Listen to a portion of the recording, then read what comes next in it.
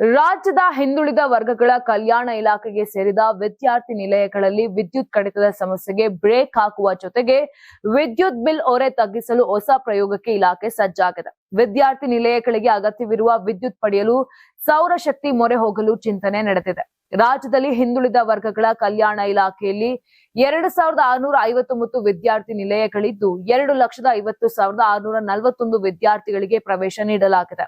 1,644 ವಿದ್ಯಾರ್ಥಿ ನಿಲಯಗಳು ಸ್ವಂತ ಕಟ್ಟಡಗಳನ್ನು ಹೊಂದಿದ್ದು 1,015 ನಿಲಯಗಳು ಬಾಡಿಗೆ ಮತ್ತು ಉಚಿತ ಕಟ್ಟಡಗಳಲ್ಲಿ ಕಾರ್ಯನಿರ್ವಹಿಸುತ್ತಿವೆ.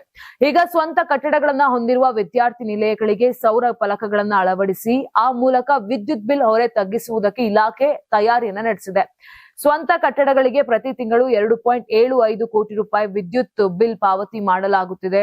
ಸೌರಶಕ್ತಿ ಮೂಲಕ ವಿದ್ಯುತ್ ಬಳಸಿಕೊಳ್ಳುವ ಕೆಲಸವಾದರೆ ಇಲಾಖೆಗೆ ವಿದ್ಯುತ್ ಬಿಲ್ ಪಾವತಿಯಲ್ಲಿ 30% ಉಳಿತಾಯವಾಗುವ ನಿರೀಕ್ಷೆ ಇದೆ. ಅಂದ್ರೆ 82 ಲಕ್ಷ ರೂಪಾಯಿ ಹಣ ಸೇವ್ ಆಗುತ್ತದೆ.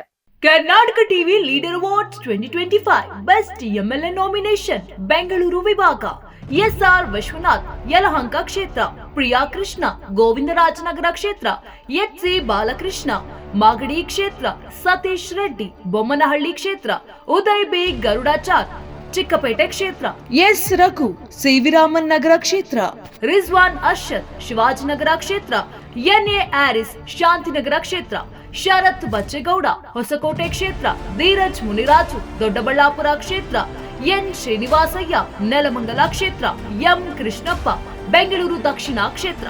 ಕರ್ನಾಟಕ ಟಿವಿ ವಾಟ್ಸ್ಆಪ್ ಚಾನೆಲ್ ಮೂಲಕ ವೋಟ್ ಮಾಡಿ ಹಾಗೂ ಇವರಲ್ಲಿ ಬೆಸ್ಟ್ ಎಂಎಲ್ಎ ಯಾರು ಕಮೆಂಟ್ ಮಾಡಿ. ನೀವು ಸಣ್ಣ ಆಗ್ಬೇಕಲ್ವಾ? ಅದು ಒಂದು ಉತ್ತಮ ಆಹಾರದಿಂದ ಸಣ್ಣ ಆಗ್ಬೇಕಲ್ವಾ? ಪ್ರತಿದಿನ ನಮ್ಮ ಜೀನಿ ಸ್ಲಿಮ್ ನ ಯೂಸ್ ಮಾಡಿ ಯಾವುದೇ ಸೈಡ್ ಎಫೆಕ್ಟ್ ಇಲ್ದಂಗೆ ನೀವು ಸಣ್ಣ ಆಗ್ತೀರಾ.